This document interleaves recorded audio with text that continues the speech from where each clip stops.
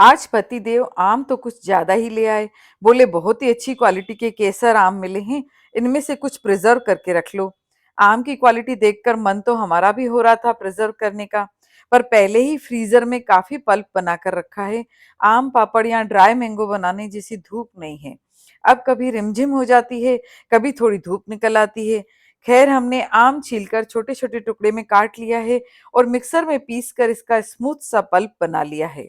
अब हम इसे कुछ इस तरह प्रिजर्व करना चाह रहे हैं कि ज्यादा धूप की भी जरूरत ना पड़े और बहुत कम जगह में ये पैक हो जाए, फ्रिज में भी ना रखना पड़े, और जब चाहें इसमें से कोई भी रेसिपी बनाकर एंजॉय कर सकें, चाहे शेक हो या शरबत या पेड़े या और कोई स्वीट।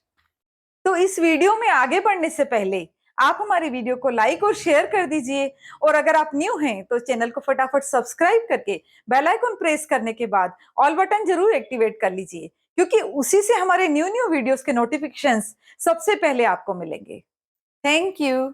यहाँ पर मैंने 2.5 से 3 किलो आम का पल्प बनाया है, जिसमें कम से कम 5 से 6 आम तो केसर आम थे और 2 से 3 आम यहाँ पर अल्फांसो भी लिए थे मैंने। दोनों का ही टेस्ट काफी मीठा होता है। अब पल्प को मैं मेजर कर लूंगी। मेजरिंग कप से मैंने इस पल्प को नापा है, तो करीबन 4 कप ये पल्प है। सिर्फ दो ही इंग्रेडिएंट्स लेंगे हम रेसिपी के अंदर, एक आम और एक शक्कर। 4 कप पल्प के अंदर यहाँ पर हम 3 कप शक्कर ले रहे हैं। आप 3 कप से 4 कप तक शक्कर इसमें यूज कर सकते हैं। शक्कर हमको थोड़ी मोटी वाली लेनी है, जो सल्फर फ्री शक्कर आती है मोटी, मैंने वो यहाँ पर यूज की है। अब शक्कर और आम के पल्प को हम मिक्स कर लेंगे, लेकिन हल्के हाथों से हमें मिक्स करना है। हमें शक्कर को पिघलाना नहीं है इसके अंदर, बस हल्के हाथों से 1 या 2 मिनट हम इसको अच्छे से मिक्स कर लेंगे। ये सबसे बेस्ट तरीका है आम को प्रिजर्व करने का। अब हम इस मिक्सचर को 4 से 5 थालियों के अंदर पतली परत फैला देंगे। हमें इसमें ग्रीस करने की भी जरूरत नहीं है थालियों को, बस थालियां हमें सूखी लेनी है, गीली नहीं होनी चाहिए। बस इस तरह से एक पतली परत हम थालियों के अंदर फैला देंगे। यहाँ पर 4 कप पल्प है, मैंने करीबन 5 थालियों के अंदर इसको फैलाया है। हम कई बार बच्चों को मार्केट में से लेके मैंगो फ्रूटियां और कोई शरबत पिलाते हैं, लेकिन वो बिल्कुल भी हाइजीनिक नहीं होता है। आप इस तरह से अगर मैंगो को प्रिजर्व करके रखेंगे, तो आप चाहे जो रेसिपी बनाना चाहें वो इजीली बना सकते हैं। हमें इस पल्प को तेज धूप में बिल्कुल नहीं रखना है। बिल्कुल हल्की धूप हो, या फिर विंडो से जो हल्की हल्की धूप आती है उसमें हमें 1-2 घंटे के लिए रखना है। उसके बाद हमें इसे पंखे के नीचे ही सुखाना है। अगर तेज धूप के अंदर आप इस पल्प को रख देंगे तो शक्कर पूरी पिघल जाएगी, और उसके बाद ये पल्प जो है ड्राई होने में बहुत परेशानी आएगी। अब देखिए, आज हल्की हल्की सी धूप निकली है हमारे गार्डन में, तो मैंने कपड़े सुखाने के स्टैंड पर इन सभी थालियों को रख दिया है, और नेट से मैं इसको कवर कर दूंगी। करीबन 2 घंटे मैंने सिर्फ इसको धूप में रखा, हल्की धूप में। आपके यहाँ विंडो में से जो हल्की धूप आती है उसमें भी आप इसे रख सकते हैं, या डायरेक्ट इसको पंखे के नीचे भी आप सुखा सकते हैं। बस थोड़ा सा जब ये सूख जाए, उसके बाद इसको इस तरह से खुरपी की मदद से आप क्रम्बल कर लीजिए। ये क्रम्बल किया हुआ मिक्सचर हम इन पांचों थालियों में से निकाल के किसी 2 बर्तन के अंदर इकट्ठा कर लेंगे, ताकि हमें सुखाने में इजी हो।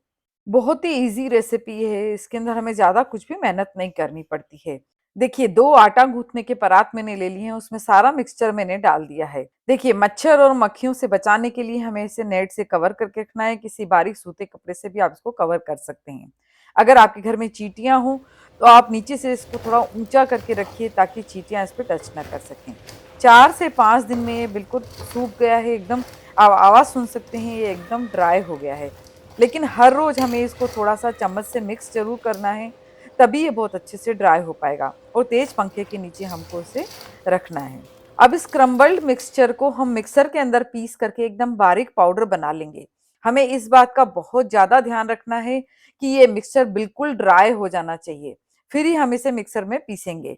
अब मिक्सर में पीस करके हमने इसका एक बारीक पाउडर तैयार कर लिया है। देखिए, एकदम बारीक पाउडर बन गया है।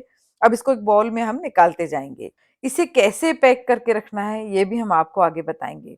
इसको पैक करने में आपको बड़ी सावधानी रखनी है। एकदम ड्राई वाला एयर टाइट आपको जार लेना है। गीला हाथ या गीला चम्मच वगैरह इसमें ना लगे, इसलिए थोड़ा पाउडर आप अलग छोटे जार में निकाल के रखिए। बाकी एक एयर टाइट जार के अंदर डाल करके उस ऊपर से क्लिंग रैप से पैक करके इसको बहुत अच्छे से पैक करके आप बाहर ही रख सकते हैं। फ्रिज में रखने की भी इसको जरूरत नहीं है। अब जब भी कोई अचानक मेहमान घर में आ जाएं, तो फटाफट से आप ये पाउडर डाल करके और मैंगो शेक बनाएं। इसमें शक्कर डालने की भी ज़रूरत नहीं है क्योंकि शक्कर हमने प्रिज़र्व करते वक़्त अच्छे से डाली है। बच्चों की कोई बर्थडे पार्टी करनी हो, तो बाहर से ड्रिंक बुलवाने की बजाय आप इस आम के पाउडर में से फटाफट से मैंगो फ्रूटी बना सकते हैं। मैंगो फ्रूटी के अंदर आप थोड़ा-सा नींबू का रस डालें, तो इसका स्वाद और ज़्यादा अच्छा बनेगा। इतनी बढ़िया-बढ़िया रेसिपीज़ के लिए हमारी वीडियो पे लाइक और शेयर तो बनता है, और अगर चैनल पे आप नए हैं, तो चैनल को सब्सक्राइब कीजिए। जल्दी ही मिलते हैं नई रेसिपी के साथ।